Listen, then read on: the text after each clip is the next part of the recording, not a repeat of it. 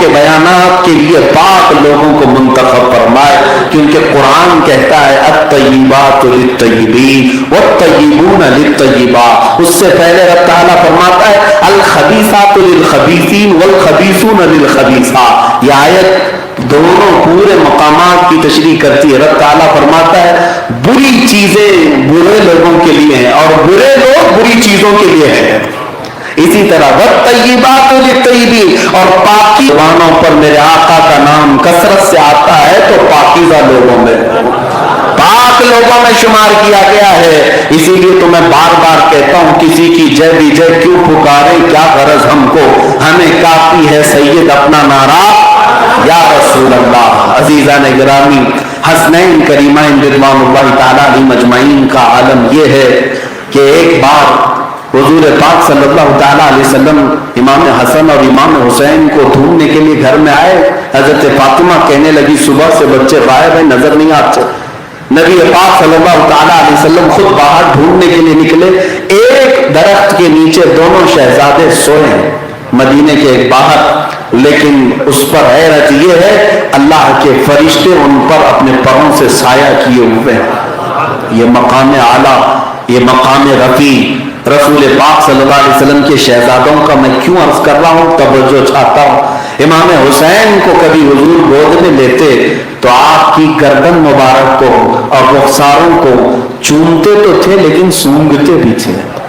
نبی پاک صلی اللہ علیہ وسلم سونگھتے تھے۔ بچوں کو سونگھا جاتا ہے کہ چوما جاتا ہے، بوسہ دیا جاتا ہے، بوسے لیتے ہیں، یہ پیار کی علامات میں سے ہے۔ لیکن میرے آقا صلی اللہ علیہ وسلم ان کو سونگھتے تھے۔ صحابہ پوچھتے، میرے آقا فرماتے میں اسے کیوں نہ سونگھوں کہ یہ جنت کے پھولوں میں سے ایک عظیم پھول ہے، یہ میرے لیے ریحان ہے۔ ریحان جنت کے پھول کا نام ہے، جنت کے پھول کا نام ہے۔ اور اللہ کے نبی صلی اللہ علیہ وسلم امام حسین کو اور حسن کو کہتے یہ جنت کے ریحان پھولوں میں سے ہیں، خوشبو آتی ہے۔ نازوں کے پالے شہزادوں کے ٹکڑے کر دیے تھے، یقیناً وہ دنیا کے بدترین لوگوں میں سے ہیں، وہ بدترین مخلوق میں سے ہیں جو اللہ کے نبی صلی اللہ علیہ وسلم کی اہل بیت کی قدر نہیں پہچان سکے۔ عزیزان گرامی وقار، نبی پاک صلی اللہ علیہ وسلم کے گھرانے میں پرورش پانے والے حسنین کریمین، پرورش تو شروع کی رسول پاک کے گھر میں ہوئی، لیکن اتفاق ایسا ہے کہ اللہ کے نبی صلی اللہ علیہ وسلم کی وفات کے وقت یہ شہزادے چھوٹے تھے، 6 اور 7 سال کے قریب کے، اور ماں آپ کی ایسی تربیت دینے والی مشفق استادہ ہے کہ ہر پل ہر لمحہ سیدہ کائنات نے ان کو قرآن پاک کی آیتیں پڑھ پڑھ کر لوریاں سنا کر دودھ پلایا تھا، اور ہمہ وقت حسنین کریمین کے دلوں میں خوف خدا پیدا کرتی تھیں اور انہیں فاقہ کشی سکھایا، جفا کشی سکھایا۔ 6 سال کی عمر میں بچوں کو سارے آداب و اخلاق دیتی ہے جو آج آپ برسوں میں نہیں سیکھ سکتے۔ بڑوں کے آداب، چھوٹوں کی شفقت، رحم دلی، سخاوت، صبر، رضا، ایثار، استقامت، ہر خصلت 6 سال کی عمر میں ماں نے دے دیا تھا۔ اور اتفاق یہ ہے میرے آقا صلی اللہ علیہ وسلم کے وصال کے، انتقال کے صرف 6 مہینے کے بعد سیدہ کائنات فاطمۃ الزہرا بھی وصال کر گئیں رضی اللہ عنہا۔ حضور پاک صلی اللہ علیہ وسلم کی حیدر کرار شیر خدا رضی اللہ تعالیٰ عنہ اور باپ کی تربیت میں وہ ایسا سائیکل ہو گئے، ایسے مضبوط ہو گئے کہ جب جوان ہوئے آپ اندازہ کریں کہ دونوں شہزادوں نے رسول اللہ سے حدیثیں بھی روایت کی۔ 6 سال کی عمر میں میرے آقا سے جو جو سنا تھا وہ سب اپنی جوانی میں صحابہ کو بیان بھی کیا، یہاں تک کہ امام حسن رضی اللہ تعالیٰ جب خطبہ دینے کے لیے کھڑے ہوتے اتنے فصیح و بلیغ انداز میں خطبہ دیتے کہ حضرت علی مرتضیٰ کرم اللہ وجہہ الکریم چھپ کر کے اپنے بیٹے کا خطبہ سننے کے لیے آتے اور پھر فرماتے حسن کے خطبے میں جو مٹھاس ہے وہ میں نے کہیں نہیں پائی۔ رسول اللہ صلی اللہ علیہ وسلم کے خطبوں کی شیرینی امام حسن نے لے لیا تھا۔ 6 سال کی عمر میں بچوں نے اپنے نانا سے سب لے لیا تھا، اور میرے آقا صلی اللہ علیہ وسلم کہ یہ شہزادوں کے متعلق اتفاق ہے بزرگوں کا کہ دونوں رسول اللہ کے ہم شبیہ ہیں. کس طرح سے؟ ناف سے لے کر سر تک امام حسن حضور کے مشابہ لگتے تھے اور ناف سے لے کر نیچے تک امام حسین رسول اللہ کے مشابہ تھے. اور ایک شہزادے نے حضور سے سرداری پالی، دوسرے نے شجاعت پائی ہے. دونوں نے میرے آقا صلی اللہ علیہ وسلم سے خوب خیرات لی ہیں، لیکن ان کی جوانیاں میرے عزیزوں ہمیشہ اہل بیت امتحانات سے گزارے گئے، بہت امتحانات سے گزارے گئے. وہ وقت بھی آیا جب حیدر کرار علی مصطفیٰ رضی اللہ تعالیٰ عنہ کا انتقال ہوا، شہادت ہوئی. آپ کو ایک خارجی ملعون نے نیزے سے مار کر کے کوفہ کی جامع مسجد میں شہید کر دیا 22 رمضان المبارک. تو یہاں آنے کے بعد اب خلافت کا مسئلہ شروع ہوا. حضرت ابو بکر صدیق، حضرت عمر فاروق رضی اللہ عنہ، حضرت عثمان، حضرت علی مرتضیٰ رضی اللہ عنہ، 4 خلفائے راشدین، سب کو پتا ہے، ہر سنی جانتا ہے. ان کا دور ختم ہونے کے قریب پھر حضرت علی رضی اللہ تعالیٰ عنہ کے بعد خلافت کا مسئلہ پیش آیا کہ کون خلیفہ ہوگا. اس وقت 3 جگہ سے آوازیں آئیں. ایک حضرت امام حسن مجتبیٰ کی خلافت، ایک عبداللہ بن زبیر رضی اللہ عنہ کی خلافت مکہ، اور تیسرے امیر معاویہ رضی اللہ عنہ کی. لیکن 8 مہینے تک امام حسن مجتبیٰ رضی اللہ تعالیٰ عنہ خلافت پر فائز رہے. لوگوں نے آپ کے ہاتھ پر بیعت بھی کیا، لیکن جب امت میں انہوں نے اختلاف دیکھا تو امام حسن مجتبیٰ نے اپنے آپ کو خلافت سے دستبردار کر لیا. خود دمشق جا کر امیر معاویہ کے ساتھ صلح کی اور 2 بڑے فریق کو، 2 جماعتوں کو لڑنے سے بچا لیا، خلافت ان کے حوالے کر دیا. محبت کا سلسلہ چلتا رہا. 20 سال امیر معاویہ نے خلافت کی، لیکن اس کو ملوکیت کہا جاتا ہے. ملوکیت، کیونکہ میرے آقا صلی اللہ علیہ وسلم نے فرمایا تھا میرے بعد 30 سال تک خلافت ہوگی، اس کے بعد بادشاہت. اور اگر آپ کاؤنٹ کریں گے حضرت ابو بکر صدیق رضی اللہ تعالیٰ عنہ 2.5 سال، حضرت عمر فاروق رضی اللہ تعالیٰ عنہ 10 سال، حضرت عثمان غنی رضی اللہ تعالیٰ عنہ 12 سال. کتنے ہوئے؟ 12 10 22 اور 2.5 24. 24.5 کے بعد سیدنا علی مرتضیٰ رضی اللہ تعالیٰ عنہ کی جو خلافت قائم ہوئی وہ 4 سال 8 مہینے کے قریب. تقریباً یہ خلافت کے جو کاؤنٹنگ کریں گے آپ حضرت ابو بکر سے لے کر حضرت علی کی وفات تک تو 29 سال 4 مہینے ہوں گے. کتنے؟ 29 سال 4 مہینے. پھر امام حسن مجتبیٰ کی خلافت 8 مہینے چلی. 8 مہینے کے بعد آپ خلافت سے دستبردار ہو گئے. تو اب 8 مہینے کے بعد پورے ٹوٹل خلافت کے کتنے سال ہوئے؟ 30 سال ہو گئے. میرے آقا کا فرمان برحق ہے. اسی لیے اہل سنت و جماعت جہاں خلفائے راشدین 4 خلفائے راشدین کی خلافت مانتے ہیں، اسی طرح امام حسن مجتبیٰ کو بھی خلیفہ راشد 5واں کہا جاتا ہے. وہ بھی خلافت کے ان دنوں میں ہی آتے ہیں. پھر ان کے بعد امیر معاویہ رضی اللہ تعالیٰ عنہ کی خلافت چلی 20 سال تک. اور ان دنوں میں معاملات ٹھیک ٹھاک رہے، کوئی معاملات نہیں تھے.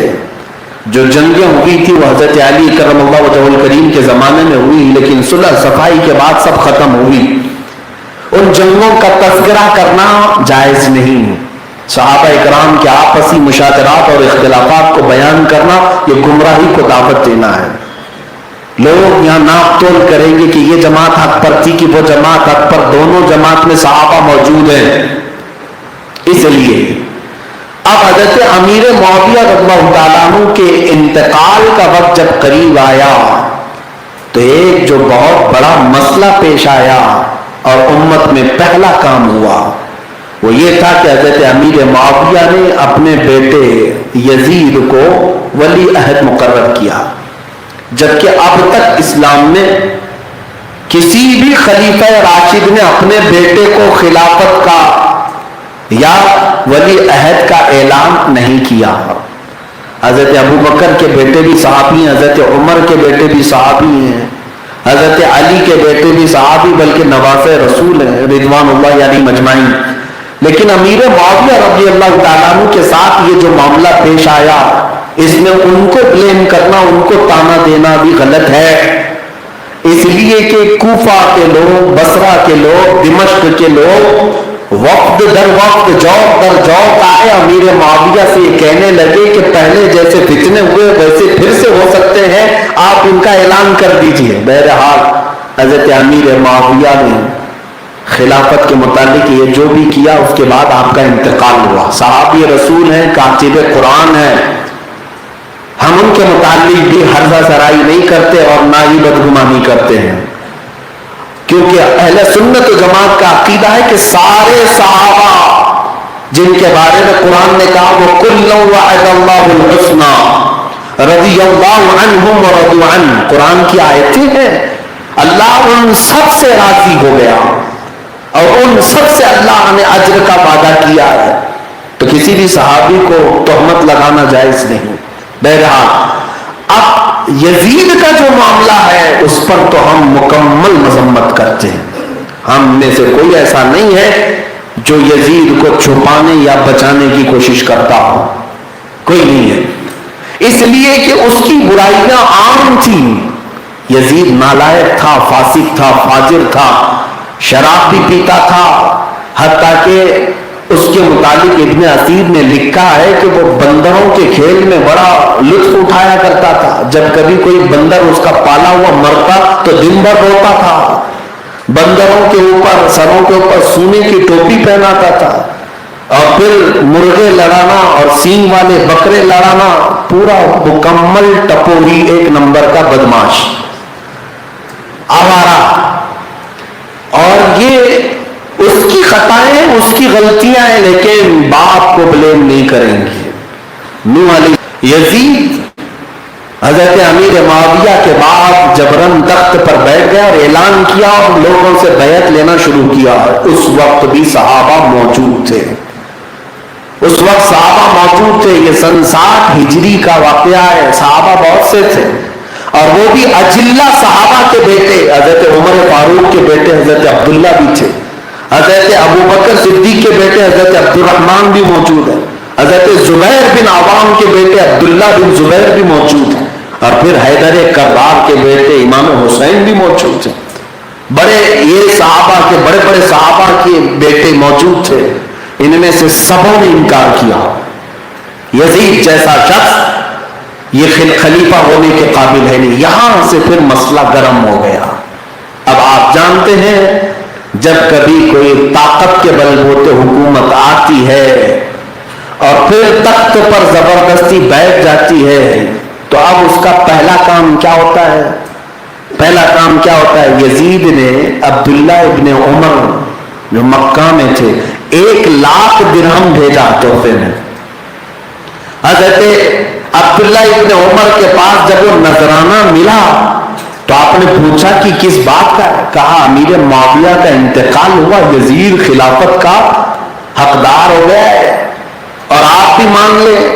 تو حضرت عبداللہ بن عمر نے ایک جملہ کہہ کر کے پیسے لوٹایا, تاکہ عبداللہ ابن عمر کا دین اتنا سستا تو نہیں ہے کہ 1,00,000 درہم میں خرید لو, لے جاؤ واپس.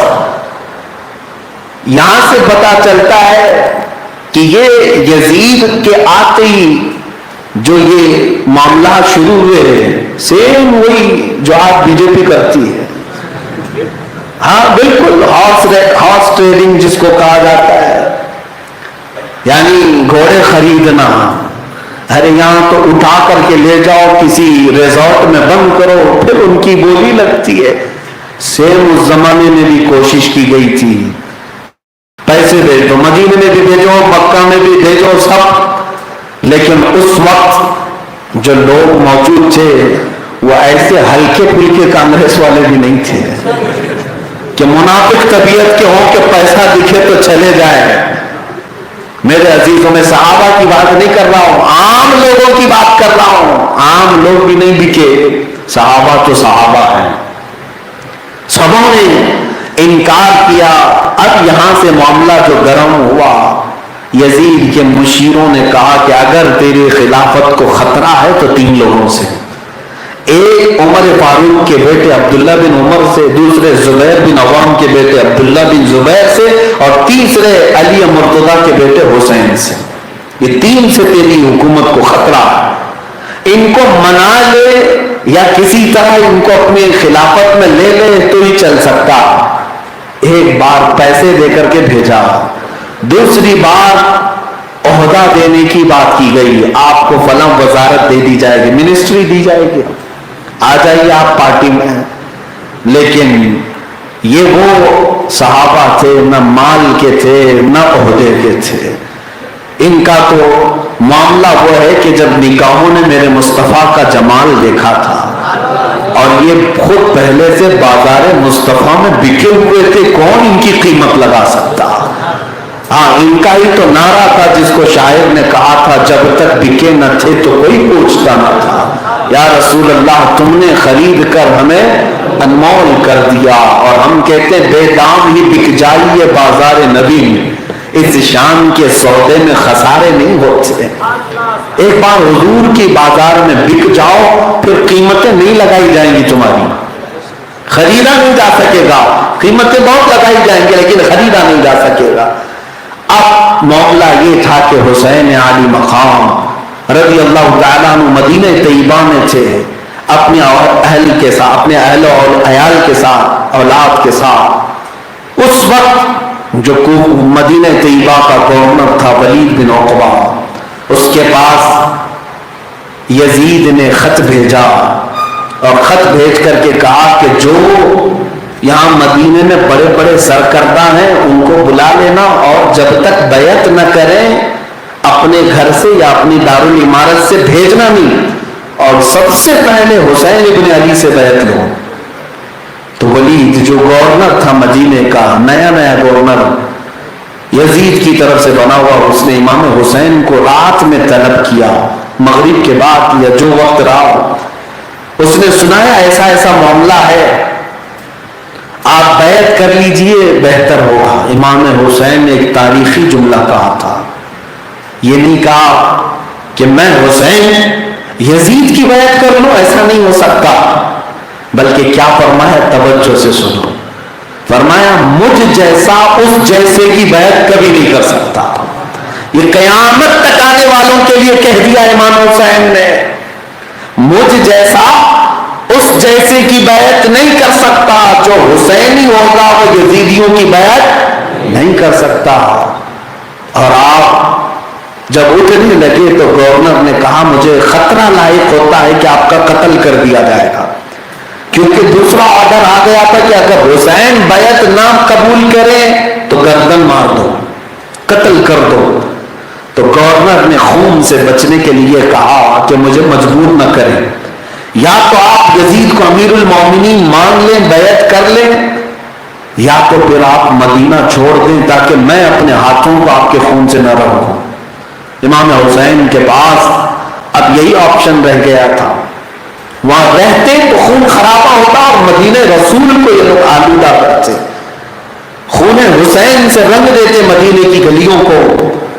اس لیے مولا حسین اپنے گھر آئے، کبیرہ خاطر تھے۔ آج کی رات میرے عزیزوں سچ بتاؤں، مدینے میں کبھی غم نہیں ہوتا۔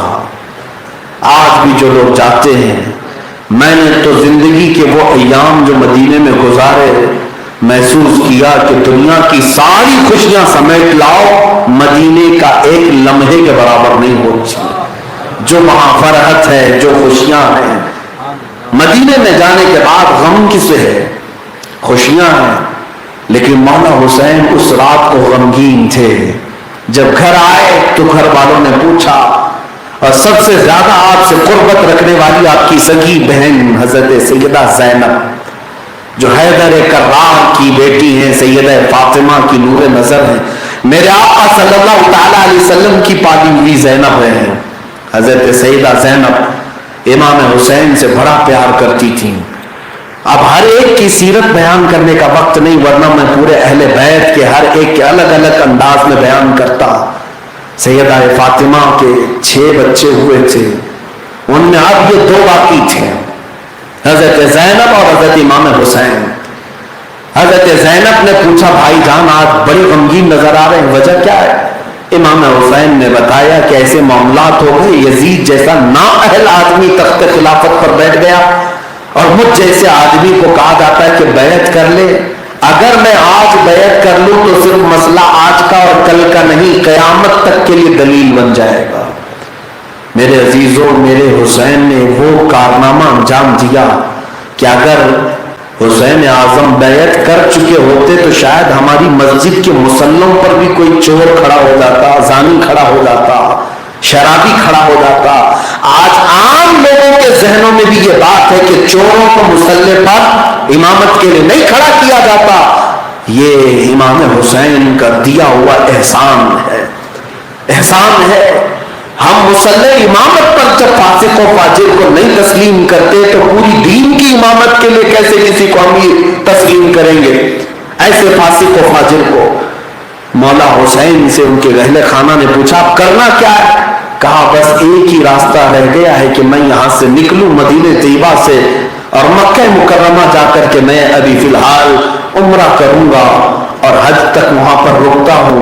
वहां के हालात साजगार होंगे, मक्का हरम है, जंगो जिदाल कत्ल क़िताल मक्का के अंदर हराम है, मैं वहां जाकर के अपनी जिंदगी बसर करता हूं। तो फिर जब मौला हुसैन निकलने लगे उसी रात को, जिस रात पैगाम आया, मुख्तसर सा सामान अहले बैत का था, वो अपना सामान रखते सफर बांध लिया और जैसे ही खानदान में बात फैली तो इमाम हुसैन के साथ अहले खाना शरीक हो गए।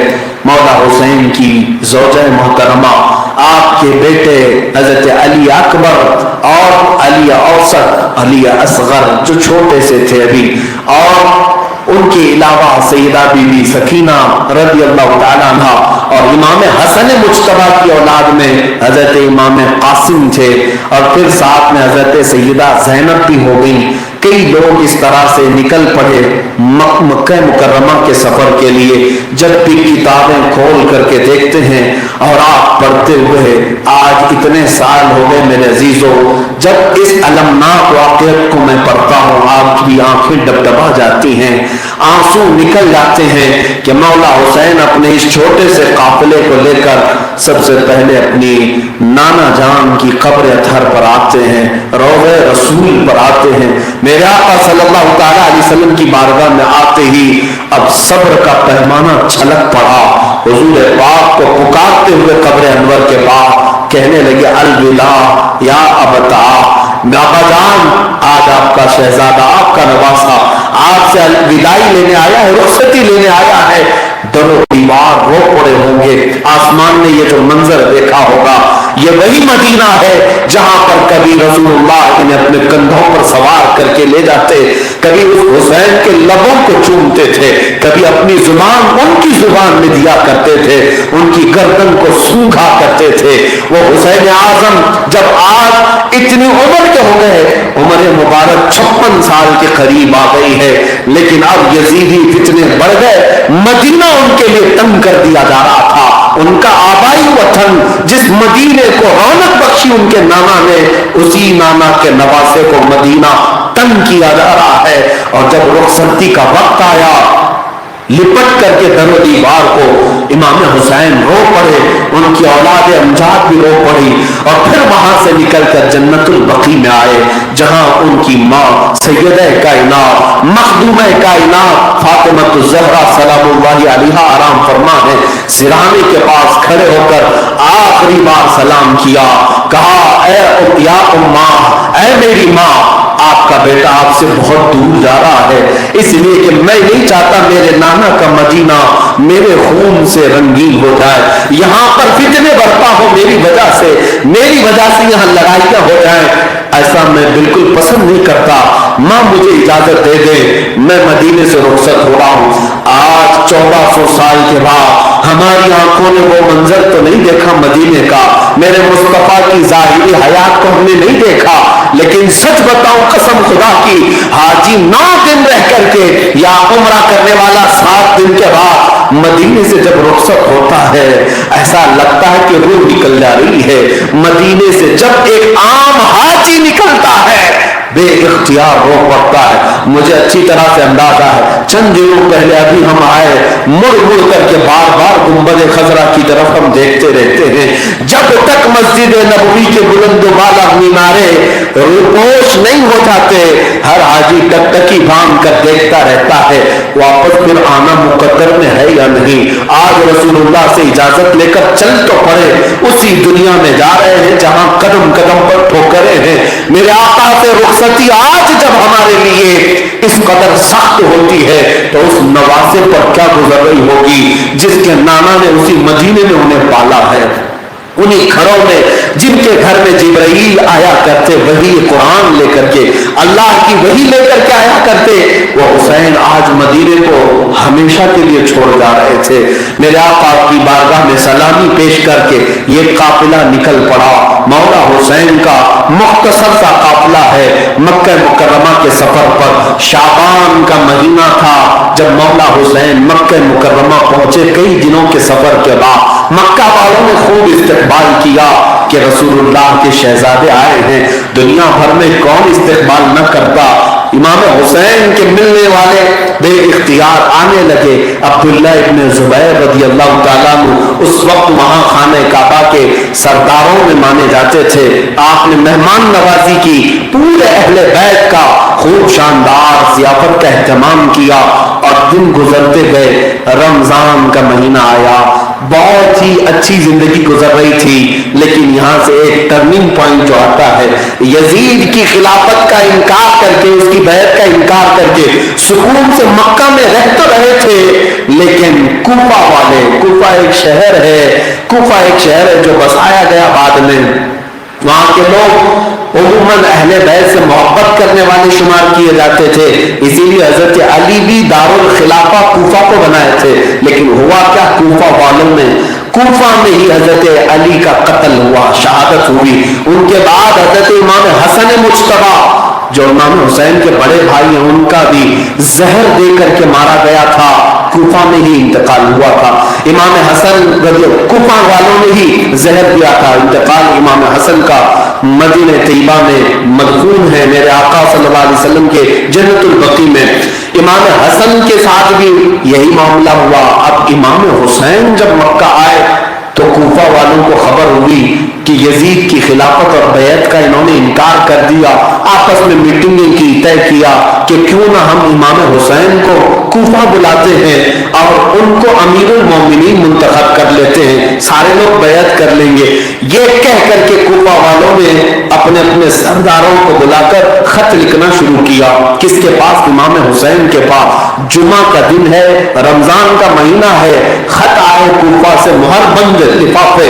جب کھول کر دیکھا گیا اس میں امام حسین کی خوب تعریف کی گئی تھی, رسول اللہ کے اہل بیت اطہار کی عظمت بیان کی گئی تھی, اور پھر یہ کہا گیا تھا پورے روئے زمین پر آپ سے زیادہ افضل ابھی کوئی نہیں, لہذا آپ اپنا ہاتھ بڑھائیں, ہم سب آپ کی بیعت کے لیے تیار ہیں.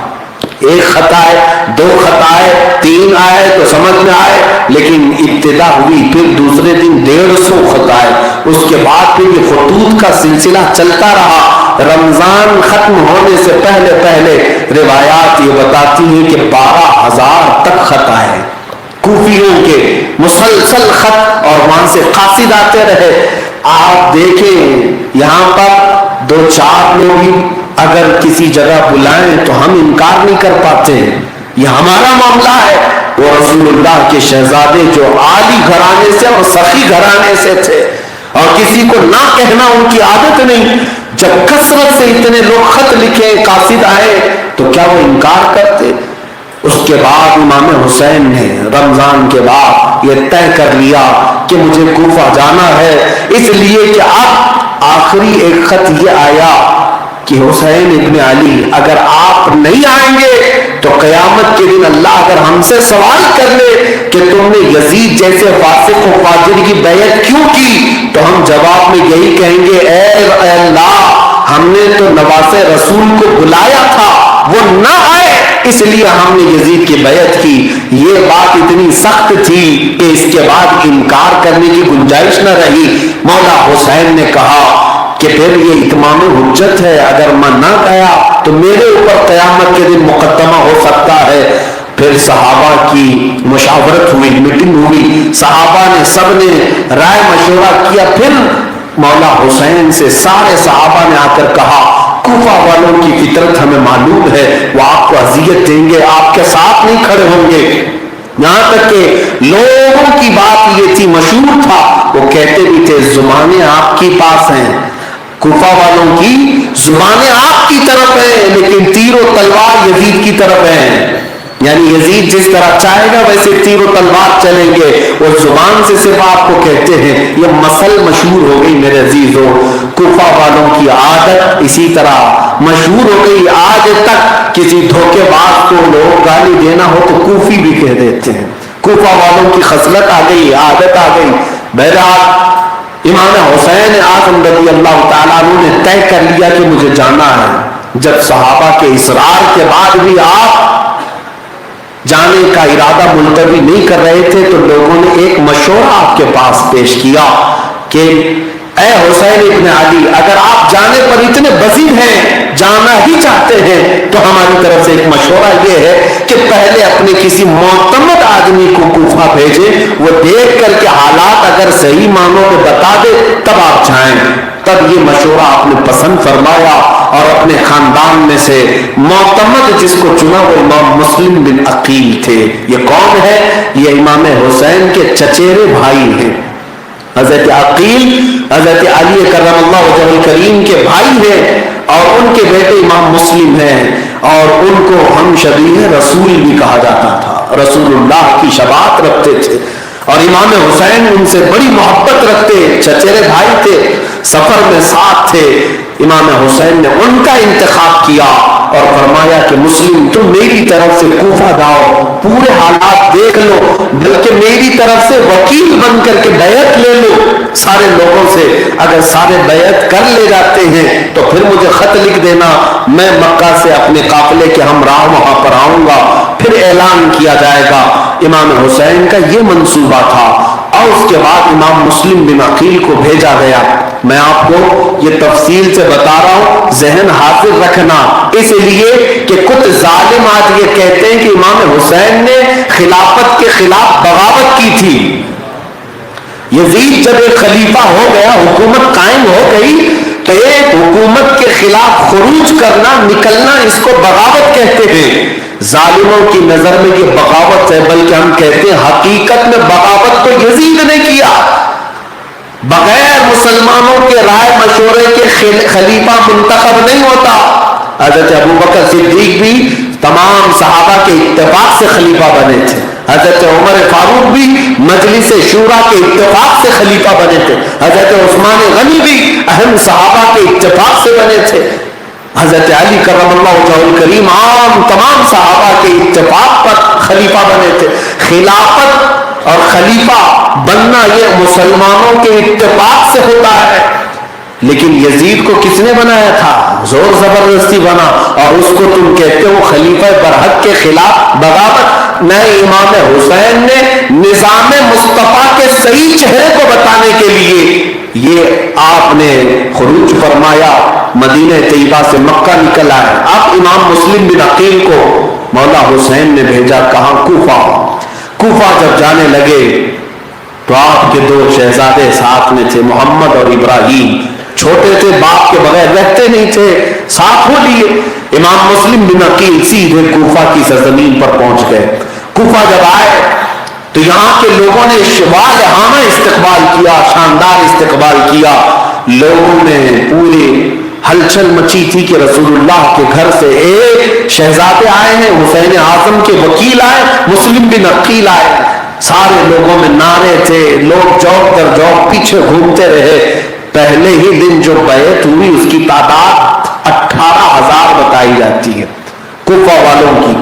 صبح دوپہر شام اس طرح بیعت کا سلسلہ چلتا رہا. 18,000 کی تعداد میں اگر لوگ بیعت کریں تو یہ معمولی بات نہیں ہے. امام مسلم بن عقیل جس طرف سے گزرتے لوگوں کی بھیڑ ہی بھیڑ تھی.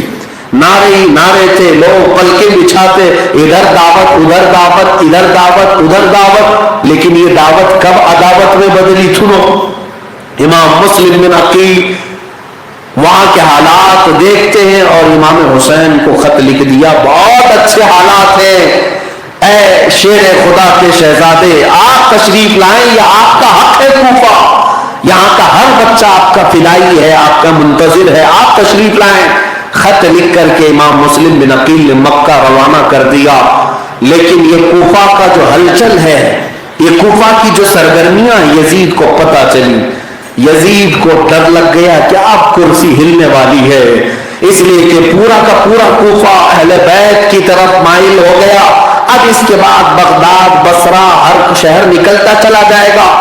یزید کے پاس بیٹھے ہوئے لوگ مشیر جو تھے ان سے پوچھا کہ کیا کیا جائے، تو وہاں جو ظالم مشیر تھے، یہ مشیروں کا ہمیشہ سے یہی کام رہا ہے، بہت سارے راجاؤں کو، بہت سارے بادشاہوں کو ڈبویا ان کے مشیروں نے، ایڈوائزروں نے، اور اس وقت یزید کو مشورہ دینے والے لوگ جو موجود تھے وہ دشمنان اہل بیت، انہوں نے کہا بصرہ کا گورنر عبید اللہ بن زیاد مشہور ہے، جلاد، بہت سختی کرتا ہے اور اس کے سامنے کوئی پر مارنے کی بھی جرت نہیں کرتا، ایک کام کرو بصرہ کی گورنری سے اسے ہٹاؤ اور کوفہ کی گورنری دو۔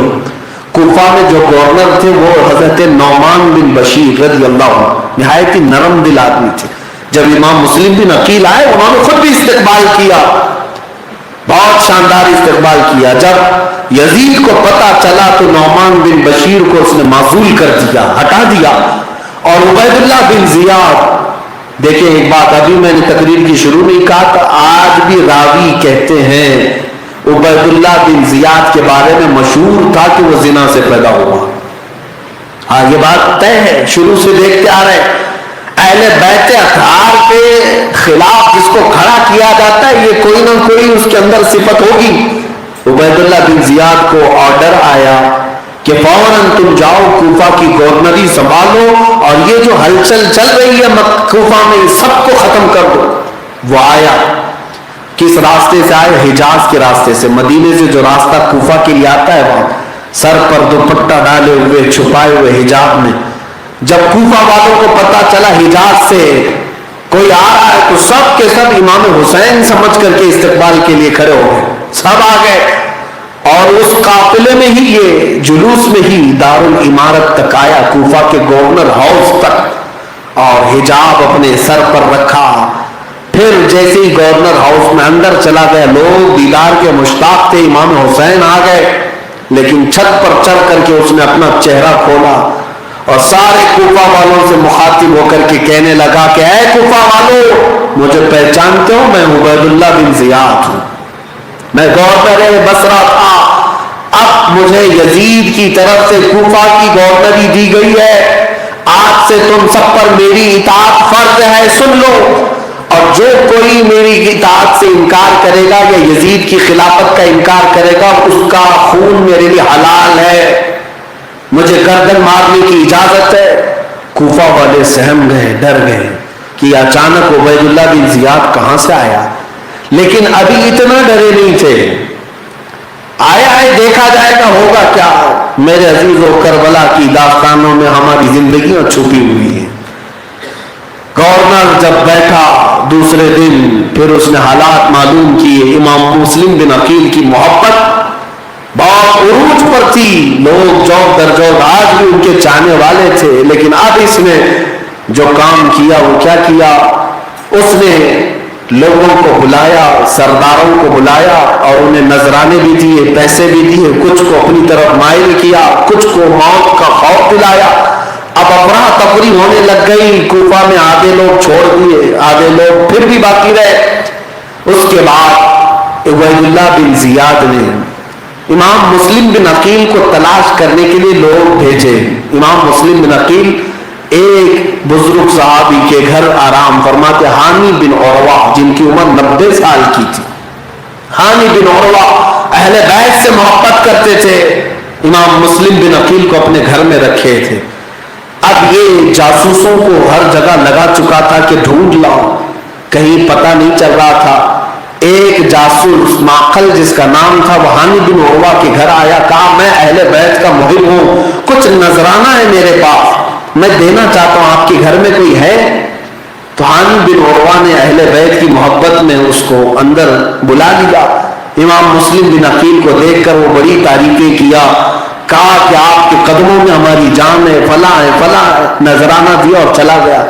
جا کر عبید اللہ بن زیاد کو رپورٹ دے دیا, مسلم بن عقیل ہانی بن عروہ کے گھر میں چھپے ہوئے. ہانی بن عروہ کو عبید اللہ بن زیاد نے طلب کیا. عبید اللہ بن زیاد کے بلانے کے بعد جب یہ بوڑھے صحابی آئے تو اس نے ان کو کھڑا رکھا. ہانی بن عروہ سے کہا, سنا ہے کہ تم خوب خلافت کے خلاف بغاوت کر رہے ہو اور اپنے گھر میں میٹنگیں کرتے ہو اور منکروں کو, مخالفوں کو اپنے گھر میں پناہ دیتے ہو. ہانی بن عروہ نے کہا یہ سب جھوٹ ہے, غلط ہے. کہا کیا تم مسلم بن عقیل کو اپنے گھر میں پناہ نہیں دیے ہو؟ ہانی بن عروہ نے کہا ایسا کام کیسے ہو سکتا ہے, مجھے کیا خبر. اس نے وہ معقل جاسوس کو سامنے لایا, کہا اس کو پہچانتے ہو؟ ہانی بن عروہ نے دیکھا یہ تو وہی شیطان ہے جو اہل بیت کی محبت کا نام لے کر آیا تھا نذرانہ لے کر کے, اور پھر جاسوس تھا, یہاں آ کر کے اس نے خبر دے دیا. اس لیے میرے عزیزوں, ہر نذرانہ دینے والے پر یقین نہیں کرنا چاہیے. کون کس کی جاسوسی کرتا ہے, کون کس کی طرفداری کرتا ہے پتہ نہیں. کئی لفافوں میں کئی جاسوس بند ہوتے ہیں. خیر, معقل بن یسار کو دیکھ کر کے ہانی بن عروہ نے قبول کر لیا, کہا ہاں میرے گھر میں امام مسلم بن عقیل ہیں, لیکن اگر معاملہ ایسا سخت ہے تو میں انہیں ان کے گھر واپس بھیج دوں گا, تم مجھے واپس بھیج دو. اس نے کہا تم یہاں سے اس وقت تک نہیں جا سکتے ہانی بن عروہ جب تک مسلم بن عقیل کو میرے حوالے نہیں کرو گے. ہانی بن عروہ نے کہا اتنا میں ہلکا تو نہیں ہوں, میرا خاندان بھی ہے, میرے افراد بھی ہیں, میں اپنے گھر آئے ہوئے مہمان وہ بھی اہل بیت میں سے اسے تیرے حوالے نہیں کر سکتا, اس کا خون تیرے حوالے نہیں کر سکتا. تب پھر ہانی بن عروہ کے منہ پر اس نے لکڑی مارنا شروع کیا. وہ 90 سال کی بڑھاپے میں چھڑیاں کھاتے رہے. روایت میں ہے کہ ان کی آنکھ پھٹ گئی, ناک پر اتنی لکڑیاں مارا کہ خون سے جسم آلودہ ہو گیا. پھر اس کے بعد کہا اب کہو کیا کہتے ہو. کہا کہ بالکل نہیں, مرنے تک میں مسلم بن عقیل تمہارے حوالے نہیں کر سکتا. یہ بات پھر کوفہ میں پھیل گئی کہ ہانی بن عروہ کو ابن زیاد نے گرفتار کیا, انہیں مارا. تو ابھی کچھ غیرت باقی تھی. کوفہ کے لوگ پھر سے گورنر ہاؤس کے پاس جمع ہو گئے, تقریباً 20,000 کی تعداد میں. امام مسلم بن عقیل کے ساتھ آئے کہ آج گورنر ہاؤس کا محاصرہ کر لیا جائے اور کام تمام کرو اس کا, ابن زیاد کا. لیکن کیا اس نے چالاکی کی تھی, کوفہ کے بڑے بڑے سرداروں کو پہلے ہی سے گورنر ہاؤس میں بلایا تھا دعوت کے نام پر. ہر قبیلے خاندان کا ایک ایک کوئی آدمی ہوتا ہے بڑا, اور اس کو اس نے پہلے ہی دعوت میں بٹھا لیا تھا. اب جب یہ 20,000 کا لشکر گورنر ہاؤس کے پاس آیا تو اس نے اپنے اندر گھر میں بیٹھے ہوئے گورنر خاندان کے بڑے لوگوں کو اتنا ڈرایا, کہا اگر تم اپنے خاندانوں کو واپس بھی نہیں بھیجو گے تو تمہاری بوٹیاں بھی میں تمہارے خاندان والوں کے ہاتھ نہیں پہنچنے دوں گا, تمہارے ٹکڑے یہی ہو جائیں گے. سب ڈر گئے, سب کو چھت پر کھڑا کیا گیا. سبوں نے اپنے اپنے خاندان والوں کو پکار کر کہا اے لوگوں جاؤ واپس چلے جاؤ, اس لیے کہ یزید فوج بھیج رہا ہے, ابن زیاد مار دے گا, اس کی پولیس آئے گی پکڑ لے گی. سارے لوگ ڈر گئے اور پھر ایک ایک بعد دیگرے چھٹنے لگے. امام مسلم بن عقیل کے ساتھ جتنے لوگ تھے آپ انہیں سمجھاتے رہے کہ ثابت قدم رہو, فتح ہمارے ساتھ ہوگی. عشاء سے لے کر فجر تک امام مسلم بن عقیل وہاں کھڑے رہے. فجر کی نماز پڑھنے کے لیے جب گئے, سلام پھیر کر دیکھا تو ان کے 2 بچوں کے علاوہ کوئی نہیں. یہ کوفہ والوں کی غداری تھی, یہ کوفہ والوں کی بے وفائی تھی. سب چلے گئے, 20,000 کا لشکر آیا تھا, سب چلے گئے ڈر کر. بزدلوں کے لیے یہ دنیا ہمیشہ تنگ رہی ہے اور تنگ ہوتی رہے گی. اسی لیے میرے عزیزوں اہل بیت اطہار خون کا گھونٹ تو پی گئے لیکن بزدلی کا گھونٹ کبھی نہیں پیا.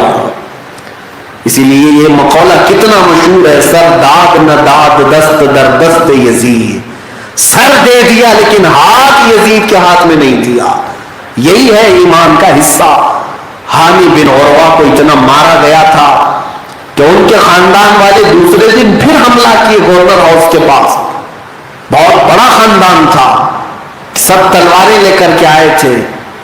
تو عبید اللہ بن زیاد نے کیا کیا، جو قاضی صاحب تھے، قاضی صاحب کو بلایا اور کہا میں تمہیں حامی بن عروہ کو دکھاتا ہوں، دیکھو اور ان کے خاندان والوں سے کہو ہم نے مارا نہیں، ابھی زندہ ہیں. قاضی صاحب نے دیکھا اور ان کے پیچھے بھی تلوار تھی. چھت پر چڑھ کر کے انہوں نے خاندان والوں سے کہا میں گواہی دیتا ہوں حامی بن عروہ انتقال نہیں کیے، زندہ ہیں، وہ موجود ہیں. خاندان والوں نے جب قاضی شرع سے یہ بات سنی تو سب منتشر ہو گئے، چلے گئے. میرے عزیزوں اب حالات ایسے سخت ہونے کے بعد کوفہ والوں نے دوسرے دن اپنے گھر کے دروازے بند کرنا شروع کر دیا.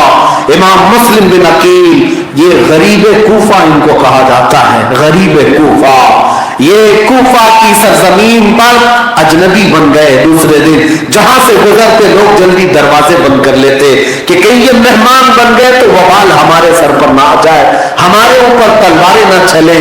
امام مسلم بن عقیل اپنے 2 شہزادوں کے ساتھ بھوکے پیاسے پورا دن گزارتے رہے، یہاں تک کہ ایک گوشت والے نے کچا گوشت آپ کو دیا تھا، اس کے علاوہ کوئی چیز آپ کو نہیں ملی. عزیزان گرامی، امام مسلم بن عقیل تھکے ہارے شام کے وقت ایک خاتون بوڑھی عورت تھی، اس کی عمر 80 سال کے قریب ہے، وہ اپنے گھر کے باہر بیٹھی تھی. اس نے دیکھا امام مسلم بن عقیل کو، فوراً کھڑی ہو گئی اور اپنے گھر میں دعوت دیا، کہا آپ میرے گھر کے مہمان بن جائیں. امام مسلم بن عقیل نے کہا میں اگر مہمان بن جاؤں گا تو تیرے گھر پر آفت آ جائے گی، اس کی طرف سے ابن زیاد کی طرف سے سختیاں ہوں گی. اس خاتون نے کہا اللہ تبارک و تعالیٰ کا میں اس بات پر شکر ادا کروں گی کہ فاطمہ زہرا کے خاندان والے کی ضیافت کرتے کرتے اگر میری روح نکل جائے تو شہادت سے کم تو نہیں ہوگی. آپ تشریف لائیں میرے گھر پر. حضرت امام مسلم بن عقیل، طوعا نام اس کا تاریخ میں لکھا ہے، اس بوڑھی خاتون کے گھر مہمان بن گئے. مہمان نوازی ہوتی رہی، لیکن میرے عزیزوں ابن زیاد نے دوسرے دن امام مسلم بن عقیل کی تلاش میں پورے کوفہ میں لوگوں کو دوڑا دیا. پھر لوگوں کو پتا چلا کہ یہاں پر طوعا نامی خاتون کے گھر امام مسلم بن عقیل ہے. اس خاتون کا بیٹا وہ باغی تھا، اہل بیت کا دشمن تھا، اسے اپنی ماں کی یہ حرکت پسند نہ آئی. اس نے ابن زیاد کے پاس جا کر 10-12 لوگوں کا لشکر طلب کیا، کہا میرے ساتھ 10-12 سپاہی بھیجو، میں مسلم بن عقیل کو اپنے گھر سے گرفتار کر کے تمہارے پاس لاؤں گا، اس لیے کہ وہ میرے ہی گھر میں ہے. یہ نامرد بچہ 12 لوگوں کو لے کر کے آیا ہے شیر خدا کے گھر کے ایک فرد کو گرفتار کرنے کے لیے. عزیزان گرامی، جب یہ محمد بن اشعث نامی شخص 12 لوگوں کا قافلہ لے کر طوعا نامی خاتون کے گھر آیا، دوپہر کا وقت تھا، سخت دھوپ تھی، وہ اندر آنے کی کوشش کرتے رہے. امام مسلم بن عقیل اس وقت تک مقابلہ کسی سے نہیں کر رہے تھے، کسی سے نہیں کیا. انہیں افسوس صرف اس بات کا تھا کہ میں نے امام حسین کو خط لکھ دیا ہے کہ کوفہ کے حالات اچھے ہیں، کہیں وہ آنے والے ہوں گے اور اگر آ گئے تو ان کے خون کا سارا حصہ میرے سر پر آ جائے گا، ان کے ساتھ ہونے والے برے انجام کا سارا ثمرہ میرے سر پر آ جائے گا. ان کو یہ بات کا خوف ستا رہا تھا. امام مسلم بن عقیل نے اب پہلی مرتبہ تلوار اٹھائی اور کہا اگر تم مجھے گرفتار کرنا چاہو تو بغیر مقابلہ کیے تو نہیں گرفتار کر سکو گے. یہ شیوا ہے اہل بیت کا. میں آپ کو بھی یہ کہنا چاہتا ہوں اگر تمہارے ساتھ ایسا معاملہ پیش آئے تو تم اتنے سستی بھی نہیں ہو کہ سر جھکا کر کے کسی کو اپنے آپ حوالہ کر دو. نہیں میرے عزیزو، محمد عربی کے غلام ہو، گرفتار بھی ہوں گے تو کوہرام مچا کے گرفتار ہو انشاءاللہ العزیز. ہم نے تو مچائی دیا ہے، اب گرفتار کر لیں، کوئی فرق نہیں پڑتا. میں آپ سے کہہ رہا ہوں، دین حق کی سربلندی اور کلمہ طیبہ کا اعلان کرتے ہوئے اس دنیا سے جائیں گے. کوئی ہمارے رزق کا حاکم نہیں یہاں دنیا میں، اور نہ ہی قاسم ہے. ہم جس کو مانتے ہیں اسی کی بات بھی کرتے ہیں. ہمارا عقیدہ تو یہ ہے، رزق کے قاسم ہو تم، خلق کے حاکم ہو تم، جو ملا تم سے ملا یا رسول اللہ تم پہ کروڑوں تم. ہم ان کی بات کرتے ہیں، ہمیں ان کی بات سے خوف نہیں لگتا. امام مسلم بن عقیل نے کہا گرفتار کرنا ہے تو مقابلہ کرو پھر گرفتار کرو. یہ 12 کے 12 مادہ بچے آئے اور امام مسلم بن عقیل سے لڑنے کی کوشش کرتے رہے، لیکن وہ حیدر کرار کے گھر پلا ہوا مسلم بن عقیل تلوار کی لہرائی ہوئی یہ چاندنی سے اور روشنی سے ایسا قافلہ یہ گھبرایا تھا کہ کوئی مقابلے کے لیے نہیں آ سکا. تلواریں بہت چلی، 12 تلواریں ایک طرف، حیدر کرار کے گھر کے شیر کی تلوار ایک طرف، لیکن مقابلہ اتنا سخت تھا کہ کسی کے قابو میں ایک انگلی تک نہیں آ رہی تھی، ایک ہاتھ تک نہیں آ رہا تھا. طوعا نامی خاتون جو گھر میں بیٹھی ہے، اللہ ایسی مائیں سب کو عطا کرے، بیٹا باغیوں کی طرف سے لڑ رہا ہے، خاتون اندر سے پکار کر امام مسلم بن عقیل کی داد دے رہی ہے اور کہہ رہے مسلم اس طرح تلوار اٹھاؤ، اس طرح تلوار اٹھاؤ. اور وہ خاتون تو کہہ رہی تھی کہ میں تمہاری تلوار کے نیچے میرا بیٹا آ جائے تو سر کے 2 ٹکڑے کر دو. یہ اہل بیت کی محبت ہے. مولا ان ماؤں کی چادروں کا صدقہ ہمیں عطا فرمائے. اپنے بچوں کی تربیت کرو تو عشق رسول کی بنیاد پر کرو. میرے عزیزو، امام مسلم بن عقیل لڑتے رہے، پیاسے رہے، یہاں تک کہ آپ کو تلوار کا ایک نوک کا حصہ ہونٹ پر لگ گیا، جس کی وجہ سے ہونٹ کٹ گیا امام مسلم بن عقیل کا. اس کے بعد شدت کی پیاس آپ کو ستانے لگی. طوعا سے کہنے لگے خاتون بی بی جان مجھے پانی پلاؤ. وہ کھٹوری بھر کر پانی لائی. جیسے ہی آپ پانی پینا چاہتے خون اس میں گرتا تھا، آپ پانی پھینک دیتے، خون کا قطرہ جس میں گرا وہ ناپاک ہو جائے گا. دوسری کھٹوری لائی گئی، کٹے ہوئے ہونٹ کا خون کا قطرہ پھر سے پانی میں گرا، آپ نے پھینک دیا. تیسری بار لایا گیا، پانی میں پھر سے خون گر جاتا تھا. اب مجھے بتاؤ تو صحیح، ہونٹ کٹا ہے، بھلا پانی میں قطرہ نہ گرے گا تو پھر کہاں گرے گا؟ وہ تو قطرہ گرنا ہی تھا. پانی پھر بھی آپ پینا پسند نہیں کرتے. عزیزان گرامی، شریعت نے تو چھوٹ دی ہے. ایسا وقت آ جائے جب تمہاری نزا کا وقت ہو یا موت قریب لگنے لگے، تمہیں اگر ناپاک پانی ملتا ہے تو پی کر جان بچا لو. شریعت نے چھوٹ دی ہے، لیکن یہ اہل بیت کا گھرانہ ہے. چھوٹ اپنی جگہ پر، مصطفیٰ کی شریعت اپنی جگہ پر، تقویٰ اپنی جگہ پر. خون سے آلودہ پانی جس مسلم بن عقیل نے نہیں پیا موت کے قریب، میں آج نوجوانوں سے کہوں گا اگر تمہارے ہونٹ شراب سے لگتے ہیں، اگر تمہارے ہونٹ بیئر باروں کے چکر کاٹتے ہیں، اگر تمہارے ہونٹوں پر نشہ آتا ہے تو کل قیامت کے دن تمہیں بھی مسلم بن عقیل کا سامنا کرنا ہے اور جواب دینا ہے. اے نوجوانوں، دنیا کی یہ شراب تمہارے لیے نہیں ہے، مولا نے تمہارے لیے جنت کی شرابن طہورہ بنایا ہے. وہ شراب ہے جس میں نشہ نہیں ہے، جس میں مدہوشی نہیں ہے، بلکہ اس شراب کی محبت کا عالم یہ ہے جتنی پیو گے اتنے مقامات بلند ہوتے چلے جائیں گے. اس شراب کے لیے دنیاوی شرابوں کو ٹھوکر مارو. مسلم بن عقیل کے ساتھ جب یہ معاملات ہونے لگے، اخیر میں ظالموں نے پیترا بدلا، داؤ چلا. جو آج بھی ان تمام حربوں کے طریقوں کو اپناتے ہیں ظالم اور باطل جماعتیں، کہا مسلم ہم تمہارے سے صلح کریں گے، جنگ نہیں کریں گے، صلح کریں گے. صلح میں بہت سارے بھید چھپے ہوتے ہیں. صلح کریں گے، بات یہ ہے کہ تم بھی تلوار رکھو گے، ہم بھی تلوار رکھیں گے. بات اتنی ہے کہ چلیں گے ابن زیاد کے پاس، ہم تمہاری جان کی امان دیتے ہیں، تمہیں مارا نہیں جائے گا، قتل نہیں کیا جائے گا، بات کرنا ہے تمہارے ساتھ. مسلم بن عقیل سے کہا گیا ابن زیاد سے تم بات چیت کر لو، بات چیت میں اتفاق ہو جائے، تمہیں جہاں جانا ہے چلے جاؤ. امام مسلم بن عقیل نے صلح کے اس راستے کو پسند فرمایا. اس کے بعد پھر آپ نے تلوار چھوڑ دی. یہ 12 لوگ دکھانے کے لیے تلوار چھوڑتے امام مسلم بن عقیل جیسی ان کے پاس آئے, سبوں نے پکڑا اور اپنی گاڑی میں جو اس وقت گھوڑے کی تھی بٹھایا اور پیچھے کی طرف ہاتھ اور پیر باندھنا شروع کیا. امام مسلم بن عقیل نے کہا یہ پہلا دھوکہ ہے تمہاری طرف سے, یہاں سے تم نے غداریاں شروع کی. ہاتھ باندھا اور سیدھے گورنر ہاؤس پر لے آئے. امام مسلم بن عقیل جب گورنر ہاؤس پر آئے, ابن زیاد نے دیکھتے ہی گالیاں شروع کر دی. نعوذ باللہ, اہل بیت کو گالیاں دی. امام مسلم بن عقیل کی توہین کیا اور کہا جھوٹوں کے بیٹے جھوٹے یہاں پر آ گئے. نعوذ باللہ. اس وقت مسجد میں ایک بوڑھے صحابی نابینا تھے, انہوں نے اٹھ کر کے علل اعلان کہا میں گواہی دیتا ہوں یہ جو رسول اللہ کے گھر کا شہزادہ ہے یہ سچا ہے اور سچی ماں اور سچے باپ کا بیٹا ہے, اور یہ بھی گواہی دیتا ہوں کہ آج تخت پر جو بیٹھا ہے اس کی ماں زانیہ تھی, اس کا باپ زانی تھا, اور وہ زنا کی اولاد ہے. بڑے مجمع میں اعلان کرنا, اسی کو میرے آقا نے فرمایا ظالموں کے سامنے حق بات کا اعلان کرنا سب سے افضل جہاد ہے, سب سے افضل جہاد ہے. اس صحابی کا اس نے اسی مسجد میں قتل کیا. ڈکٹیٹر لوگوں کو کبھی اپنی برائی پسند نہیں, فوراً مار دیتے ہیں.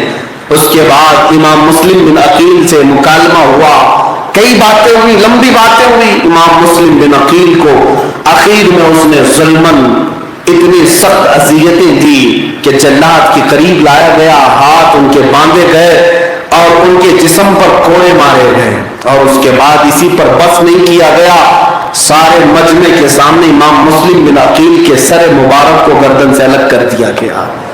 اہل بیت کی یہ پہلی شہادت ہے, داستان کربلا کی یہ پہلی شہادت ہے امام مسلم بن عقیل کی. کوفہ کے در و دیوار رو پڑے ہوں گے لیکن وہ شقی القلب بدبختوں کے دل پر کچھ نہ گزرا. اس کے بعد امام مسلم بن عقیل کے دھڑ کو سیڑھیوں سے نیچے دھکیل دیا گیا, جسم کو چکنا چور کیا گیا. امام مسلم بن عقیل کے سر کو دکھانے کے لیے گورنر ہاؤس کے باہر لٹکایا گیا.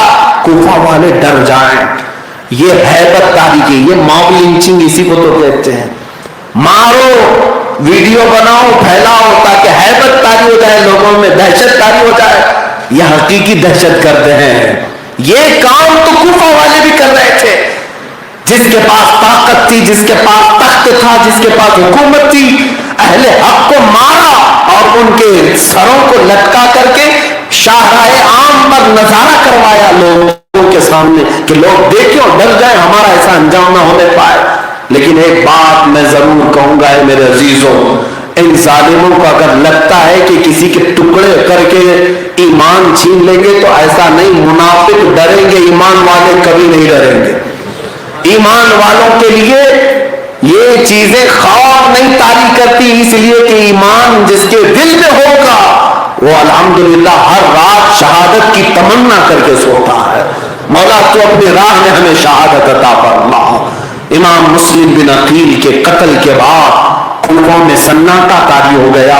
وہ خاتون رات کو آئی توعہ نام کی, جس کو امام مسلم بن عقیل جس کے گھر میں پناہ دیے تھے, وہ حجاب میں برقعے میں آئی اور گورنر ہاؤس کے پاس آ کر کھڑی ہو گئی. کہا ابن زیاد کہاں ہے؟ ابن زیاد نیچے آیا تو خاتون کہنے لگی سنا ہے مرجانہ کا بیٹا, زانیہ کا بیٹا اور زانی کا بیٹا یہاں پر حکومت کرنے کے لیے آیا ہے, اور میں نے سنا کہ جھوٹوں کا بادشاہ یہاں پر آیا ہے اور ظلم کی داستان لکھنا چاہتا ہے. ابن زیاد غصے میں آیا, پوچھا کہ خاتون تم ہو کون؟ خاتون نے بغیر کسی خوف کے کہا میں وہی خاتون ہوں جس کے گھر سے مسلم بن عقیل کو آج تم لائے تھے, میرا نام طوعہ ہے. اتنا سنتے ہی اس نے پورا خنجر حضرت طوعہ پر مارا اور اس بوڑھی خاتون کو راستے پر کھڑے ہی شہید کر دیا. یہ ظالموں کی جو داستانیں آپ سنتے ہیں, مجھے بتاؤ ان میں سے کون باقی رہا؟ ابن زیاد نے اتنے قتل کیے لیکن آج بھی اس کا نام لیا جاتا ہے تو ہر مسلمان لعنت بھیجتا ہے. لعنت اللہ علیکم اے دشمنان اہل بیت. تم کو مزدانار کا ہے دشمنان اہل بیت۔ لیکن اس سے دردناک واقعہ جو امام مسلم بن عقیل کے بیٹوں کے ساتھ ہوا، ابن زیاد ان کے دونوں شہزادوں کی تلاش میں لگا دیا اور وہ دونوں شہزادوں کو پکڑ کر کے لا کر جیل میں بند کر دیا۔ جیل میں جو داروغہ تھا مشکور نام کا، وہ اہل بیت سے محبت کرتا تھا، اس سے ان دو چھوٹے بچوں کی قید تنہائی برداشت نہ ہوئی۔ رسول اللہ کے گھر کے یہ لاڈلے آج میری جیل میں ہے۔ جلاد کو رحم آیا، داروغہ کو رحم آیا، اس نے رات کے وقت دونوں بچوں کو آزاد کیا اور اپنے بیٹے کو بلا کر کہا ان دونوں شہزادوں کو مدینے کے راستے جو قافلہ جا رہا اس میں چھوڑ دو، شاید میں نے زندگی میں کوئی کام نہ کیا ہو، کل اس کام کے عوض فاطمہ زہرا کو، حیدر کرار کو منہ تو دکھا سکوں گا، رسول اللہ کی بارگاہ میں کھڑا تو ہو سکوں گا۔ اپنے بیٹے کو بھیج دیا ان دونوں شہزادوں کے ساتھ۔ یہ دونوں شہزادے چل پڑے مدینے کا قافلہ ڈھونڈنے کے لیے قادسیہ کے راستے پر، لیکن جو کافی مشہور کا داروغہ کا بیٹا تھا اس نے ان کو جو قافلے پر پہنچانا تھا دور سے دکھا کر چلا گیا۔ بچے چھوٹے سے تھے، عمر کم تھی، دوڑ نہ سکے، ٹھوکریں کھا کر گرنے لگے، کانٹے تلووں میں چبھنے لگے، وہ قافلے کی تیز رفتاری کو پکڑ نہ سکے، قافلہ بہت دور آنکھوں سے اوجھل ہو گیا اور یہ کوفہ کی سرزمین پر ہی بھٹکتے رہ گئے۔ دوسرا دن آیا، جیل کی تنہائی میں جب بچوں کو نہ پایا تو مشکور کو طلب کیا گیا۔ ابن زیاد نے پوچھا کہاں گئے بچے؟ اس نے کہا میں نے آزاد کر دیا، اب تو بھی چاہے تو میری روح کو آزاد کر سکتا ہے۔ یہ کیسی خوشی تھی، یہ کیسا اطمینان تھا۔ ابن زیاد کو اتنا غصہ آیا کہ مشکور کو اس نے قتل کیا، لیکن میں نے داستانوں میں پڑھا کہ وہ مشکور پہلا شخص تھا جس کی شہادت کے بعد، سر کٹنے کے بعد بھی چہرے مبارک پر سے ہنسی کے لب کھلے ہوئے تھے، مسکراہٹ میں دنیا سے گیا تھا، اس لیے کہ اپنے کام پر اطمینان جسے ہے دنیا سے جانے کا ڈر بھی اسے نہیں ہوگا۔ عزیزان گرامی، وفاداری کرو، دنیا سے جاتے وقت تم بھی مسکراتے جاؤ، میرے آقا سے سچی وفا کرو، دیکھنا جنازے پر ہر کوئی تمہیں دیکھ کر کہے گا ایسے کھلے ہو تو میں نے دنیا میں بھی اس کے نہیں دیکھے تھے، زندگی میں بھی نہیں دیکھے تھے۔ مسکراتے جانے کا ایک ہی راز ہے، آج وفا کرو، کل موت کا ڈر نہیں ہوگا۔ اس لیے کہ ہم تو یہ کہتے ہیں قبر میں جانے کے وقت ڈر اسے ہونا چاہیے جسے کوڑے کھانے کا خوف ہو، یہاں چوری چماری کر کے، لوٹ مار کر کے، گستاخیاں کر کے جا رہا ہو، ڈر تو ہوگا ہی کہ جہنم کے دروازے نہ کھلیں، لیکن سچی وفا میرے آقا سے کیا ہوگا تو اس شان سے جائے گا اب تو پائے ناز سے فرشتے کیوں اٹھوں۔ ہاں، قبر میں جا کر کے گر فرشتے مجھ کو قبر میں اٹھائیں تو پھر میں ان سے یوں کہوں اب تو پائے ناز سے اے فرشتوں کیوں اٹھو، مر کے پہنچا ہوں یہاں اس دل ربا کے واسطے۔ نبی کے لیے جو جا رہا ہے مرا ہے وہ خوف سے نہیں جائے گا، غم سے نہیں جائے گا، وہ مشکور کا صدقہ اللہ ہمیں عطا فرمائے۔ وفا کیا ہو تو مسکراتے ہوئے جائیں گے۔ عزیزان گرامی، یہ بچے بھٹکتے رہے، لیکن صبح کے وقت ایک خاتون کا ان پر گزر ہوا، اس خاتون نے دونوں بچوں کو اپنے ساتھ لے لیا، اپنے گھر لے گئی۔ اس کی ملکہ محب اہل بیت تھی، سیدہ کائنات فاطمہ الزہرا سے محبت کرنے والی، اپنے گھر میں رکھی۔ لیکن اتفاق ایسا کہ اس خاتون کا جو شوہر تھا حارث نام کا، وہ ظالم تھا، بدبخت تھا، لالچی تھا، دن بھر ان شہزادوں کو ڈھونڈ رہا تھا، اس لیے کہ عبید اللہ بن زیاد نے کہا تھا دونوں بچوں کو جو ڈھونڈ لائے گا اسے 100 اونٹ دیے جائیں گے۔ سرخ اونٹوں کی لالچ دی گئی تھی، اس لالچ میں وہ در در کی ٹھوکریں کھا رہا تھا، لیکن یہ شہزادے اسی کے گھر میں آرام کر رہے تھے۔ خاتون وفادار اہل بیت ہے اور شوہر نمرود اور فرعون کے نقش قدم پر چل رہا ہے۔ ایسے بہت سارے گھروں میں اتفاق ہوتا رہا ہے۔ اس خاتون نے بچوں کی بہت اچھی نگرانی کی، اچھا کھلایا، اچھا نہلایا، اچھے بستر پر سلایا۔ اب جب رات کو وہ شخص حارث آیا گھر پر، رات کو سوئے ہوئے تھے، لیکن اتفاق ایسا کہ دونوں شہزادے خواب میں دیکھتے ہیں۔ خواب میں دیکھا میرے آقا صلی اللہ علیہ وسلم کو، اللہ کے نبی کو خواب میں ان بچوں نے دیکھا۔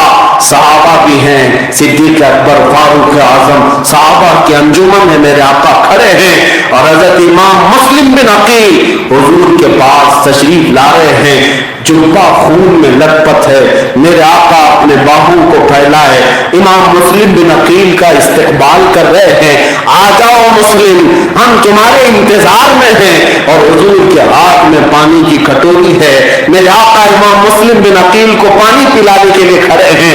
ये बच्चे ख्वाब में देख रहे हैं, लेकिन साथ में मेरे आका ने इतना ही कहा, मुस्लिम अकेले आ गए, बच्चों को किसके हवाले कराए। इतना कहते इमाम मुस्लिम बिन अकील ने कहा, आका मेरे पीछे पीछे आने वाले हैं, मेरे पीछे पीछे आने वाले। अपने बाप को ये बच्चे कई दिनों के बाद देखते हैं। सोच सकते हो, तस्वीर में ला सकते हो, जिस 8 साल 10 साल या 12 साल की उम्र के बच्चों के सामने उनके बाप का सर धड़ से अलग किया जाए और गवर्नर हाउस पर लटकाया जाए और हर घर का दरवाजा उनके लिए बंद कर दिया जाए। ये शाम गरीबा नहीं है तो और क्या है, ये गरीबान कूफा नहीं है तो और क्या है। ऐसी गरीबी, ऐसी अजनबियत कभी नहीं आई अहले बैत पर। इन शहजादों को दुख हुआ, अपने बाप को ख्वाब में देखकर उठ गए, दोनों उठ गए। दोनों ने पूछा, तुम क्यों रो रहे हो, तुम क्यों रो रहे हो। दोनों ने हूबहू एक ही तरह का ख्वाब देखा था। ख्वाब बताए, वो लिपट कर रोने लगे। इनके रोने की आवाजें जब बुलंद हुई तो उस हारिस नामी बदबख्त के कानों में आई। उठकर पूछा, हमारी तो कोई औलाद नहीं, ये बच्चे क्यों रो रहे, कौन है, कहां के हैं। खातून ने कहा, सो जाओ, बगल के पड़ोस के होंगे। लेकिन उसे शक हुआ, वो उठकर आवाजों की तरफ आया तो अपने ही घर के एक कमरे के अंदर बिस्तर पर 2 बच्चों को लिपट कर रोते हुए देखा। वो अंदर आया और उनके बालों को पकड़ कर उठाया और कहा, तुम कौन हो। दोनों बच्चे कभी आज तक झूठ न बोले थे। कहा, हम मुस्लिम बिन अकील के शहजादे हैं, हम मुस्लिम बिन अकील के बेटे हैं। जैसे ही दोनों ने ये कहा, उस जालिम ने दोनों के रुखसारों पर तमाचे मारना शुरू किया, दोनों के गालों पर तमाचे लगाना शुरू किया और कहा, तुम मेरे घर में पनाह लिए हो, दिन भर में तुम्हारी तलाश में सरगर्दा था, ठोकरें खा रहा था, तुम मेरे घर पर छुपे हुए हो। आओ अब मैं तुम्हारा काम तमाम करता हूं और फिर मैं इनाम लेने के लिए इब्ने जियाद के पास दारुल इमारत में जाता हूं। बच्चों ने अब जाकर महसूस किया कि ये जालिम है, ये बदबख्त है। पहले तो उन्होंने ये समझा था कि अहले बैत का चाहने वाला घराना है, लेकिन अब उन्हें अंदाजा हुआ वो बीबी, वो खातून जो बच्चों को लाई थी, वो लिपट गई, अपने शोहर के कदमों में गिर गई। कहा, मेरे शरीक हया, मेरे सरदार, मैं अपनी जान लुटा दूंगी, इन बच्चों को माफ कर दे, छोड़ दे, इनका क्या कसूर है। आज तू अपने घर में इनको रखेगा, कल जहरा से तुझे जन्नत मिलेगी, इनके बाबा हसन और हुसैन से तुझे जन्नत मिलेगी, रसूलुल्लाह के सामने तू सुरखरू होगा। लेकिन जिसके दिल पर दुनिया की लालच घर कर जाती है, उसे दीन की कोई नसीहत काम भी नहीं करती है। वो अपनी बीवी को धक्के मारता हुआ, लात मारता हुआ अलग कर गया, यहां तक कि वो फिर लिपट गई, बच्चों के दरमियान आ जाती थी। इस बात पर जालिम शोहर ने उस खातून को इतना मारा था मुक्कों से कि उसकी नाक फट गई थी, चेहरा खून से जर्द हो गया, लाल हो गया। मेरे अजीजो, खातून जब बेबस हो गए, इन दोनों बच्चों को वो खींचता हुआ बालों से दरियाए फुरात तक ले गया, अपनी चमकती हुई तलवार लेकर के। इन बच्चों का काम तमाम करने का इरादा था। छोटे से बच्चे थे, नन्हे से बच्चे थे। हमारे यहां जिसके सीने में ईमान है, इतना तो हम मानते हैं, हम जानवरों को भी या जानवरों के बच्चों के सिलसिले में भी रहम करना इस्लाम ने हमें सिखाया है। लेकिन ये अहले बैत अतहार के खानदान के रसूलुल्लाह के शहजादों में से थे। रहम अगर नहीं आया तो कौन सी चीज में पर्दा डाला था? ये दुनिया की हवस थी, ये दुनिया की लालच थी, ये दुनिया के तख्त ताज की हवस हिर्स थी। इसलिए मैं कहता हूं मेरे अजीजों, दौलत हजारों को अंधा कर देती है, माँ की तस्वीर धुंधला कर देती है, बाप की तस्वीर धुंधला कर देती है। इन पैसों के चक्करों में हमने देखा है, बाप बेटे का कत्ल करता है, बेटा बाप का कत्ल कर देता है। माँ के सर पर तलवार रखने वाले जवानों को भी देखा, फकत दुनिया के लिए, फकत दुनिया के लिए। इसीलिए आला हज़रत ने फरमाया था, ये दुनिया ही وہی ہے، شہد دکھائے زہر پلائے، قاتل ڈائن شوہر کچھ، اس مردار پہ کیا للچائے، دنیا دیکھی بھالی ہے۔ اس حارث بدبخت کو بھی جس نے بدبخت بنایا تھا وہ دنیا کی ہوس تھی۔